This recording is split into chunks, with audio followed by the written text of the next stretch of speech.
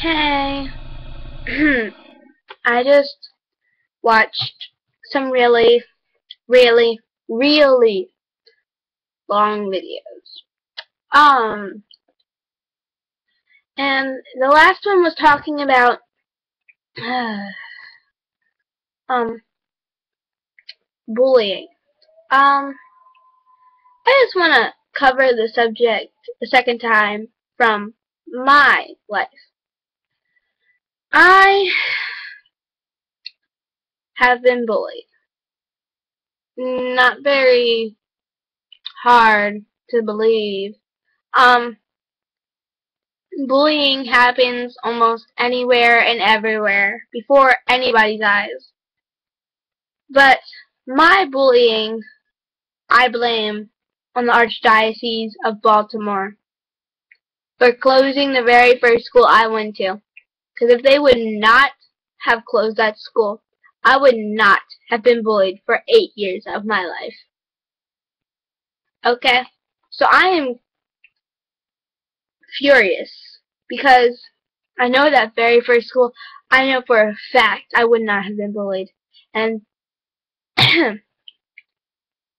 also blame the bully that bullied me for 8 years of my life. And I blame her mostly. But I also have blamed, forgiven, blamed again, and I have forgiven again the Archdiocese of Baltimore for closing the very first school I went to. So, here we go. So I originally went to Bishop John Newman in Baltimore, and of course, I was there for 2 years, and the school was closed. So the next school I went to was Our Lady of Fatima, also in Baltimore. What can go wrong? It's a school. You're supposed to learn, not be called names and made fun of, and basically have verbal name calling one-way fight on the playgrounds.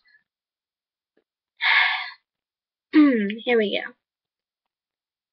go. First grade, it wasn't as bad as it could have been. I mean, it was bad, but it wasn't, like, horrible. She called me names. Pipsqueak, Squirt, Short Stack, Small, Tiny, Leprechaun, even though I wasn't even Irish. Still not Irish. Anyway, so, it started out with the name calling. Second grade, still name calling. Third grade, she would be my friend for a week. And then after the week was over, she'd spread my secrets. I couldn't call them rumors because almost all of them were true. But yeah, she did spread a few rumors about me, but the rumors weren't true. The secrets are what were true that she told everybody. Because I thought she was a friend. Anyway. And then, that's when I did my first assignment for her. I did my assignment that night, and I did hers, handed it to her in the morning, and for a month, she was practically nice to me. Literally. That's all I had to do and she was nice. Or at least I thought. Because after that month, she never asked me again for anything. And it went back to name calling and spreading secrets and rumors. Anyway, third grade was the worst possible school year for me at that time. Then went to fourth grade. My grandmother died. I was told to go to school anyway. Like the next day after she died, I went to school. In the middle of anything that reminded me of my grandmother, I would cry. That recess, she started calling me crybaby. And then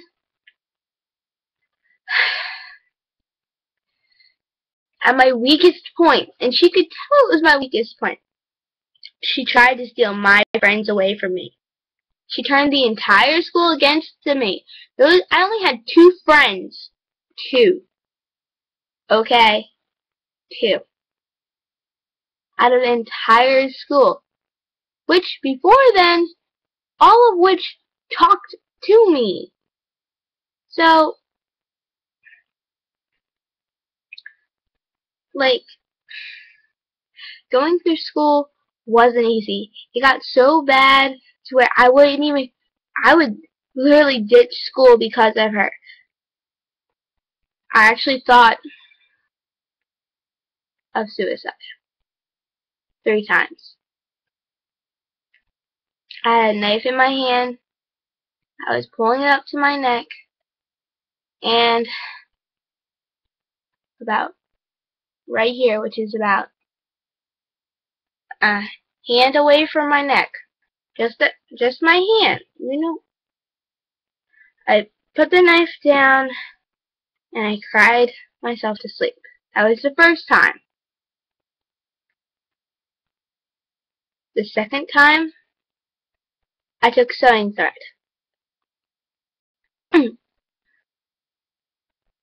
I wrapped the sewing thread around my neck, tied a knot, and wrapped it around a few more times. I had the string. I laid it down so that when I died, my eyes would shut and I was being put to sleep kind of thing. I had the thread in my hand so that I could pull it so I would suffocate myself. I was pulling, until my last breath, or so I thought. And then I released it, and I pulled it out, and I cut the string. That was my second attempt, basically. My third was in my 6th grade. So the time had gotten better. Like, it only resumed to name calling at that point. And I was still ditching school because nobody would talk to me. And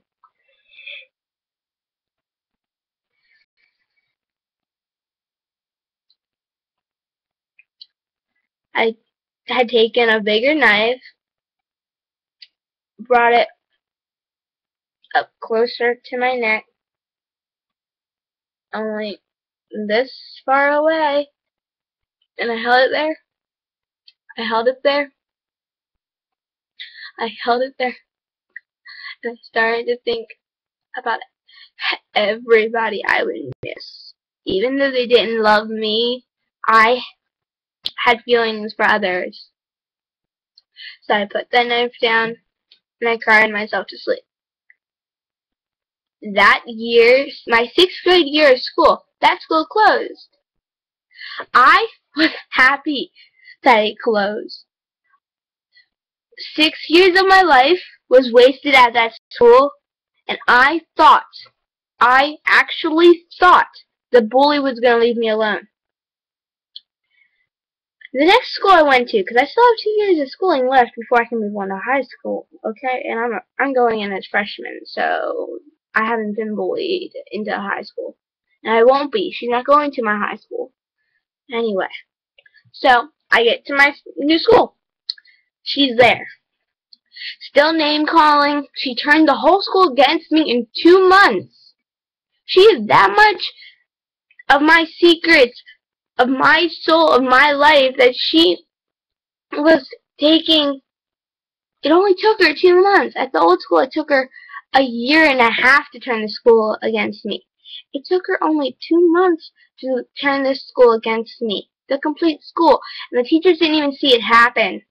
So 8 years of my life I was bullied. I told my mother, I told the counselor, I told teacher after teacher after teacher. I told the principal of both schools. I warned the other students and they got bullied too. And nobody, I am serious, nobody, teacher, principal, president, parent, not just my parent, I told other parents about it. Nobody did anything about it. Nobody could care about me, let alone my feelings. And I am glad I am still alive today, because I can tell others my story and strengthen their hope that it does end. If nobody does anything about it, you can't change that hurt, but it strengthens you. The words start to no longer hurt you. It becomes a numb feeling. You know it's there. You've dealt with it. And all you gotta do is forgive the person. Ask God to save them. And then pray. Just pray it away. Let God take over. And if you don't believe in God, you have your own religious views. So, I can't really speak against them. But, bless them. Hope that God is with them. And let your life fall into His hands. Because after you do, your life will seem so much simpler. And I mean that. Because I am a victim of a bully. And I am proud of it. Because if she did not bully me, I would not be who I am today. I'm not saying I would have become a bully, because I wouldn't have. I know that's wrong. But I would also not have the thick skin, as they call it, as others do. And I most definitely would not be able to deal with the name calling at this age. I would have actually been a crybaby. So, thank you for those who thought you were hurting me. At the time you are no longer. And if you're watching this, you know who you are. And if you're just watching this to hear my story, I hope that you're not a victim of a bully. Because if you are, we victims, that's what we are. We are victims. Have to stick together. Stay with us. Do not commit suicide. You'll thank yourself afterwards. Maybe it'll take a year or two, but you'll thank yourself. Thanks for watching. And that's my bullying story. Not too many details, but it was pretty long. So,